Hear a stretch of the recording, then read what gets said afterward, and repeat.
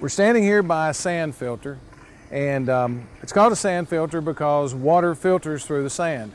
The sand is your filter media, and occasionally it has to be changed. A lot of people in the industry will say 3 to 5. I've always heard 5 to 7.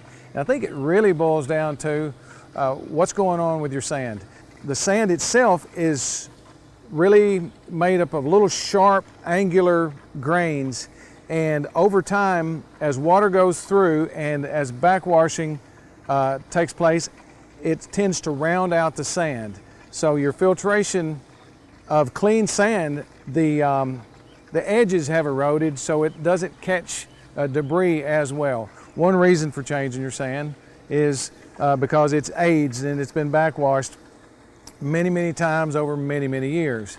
Another reason for changing your sand is if you were to ever accidentally pull way too much algae-filled, gunky green stuff into your sand filter and backwashing just does not get it out, it's a good practice to just change your sand out. Rule of thumb, change your sand once every 3 to 5 to 7 years, depending on who you're talking to in the industry. The sand is relatively inexpensive. If you're ever having issues with your normal chemical routine and you can't get your water to clear up and your pool is at least 3 years old, I've seen it many times where they change their sand, the customer changes their sand, and within 10 to 24 hours they already see the results of the new filter sand.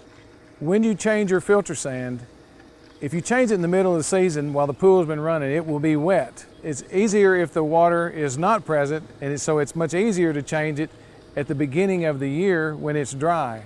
Also, if you have a pool company, like say Aloha Pools Spas, to open your pool, that we will discount the sand change while we're there because we're already there.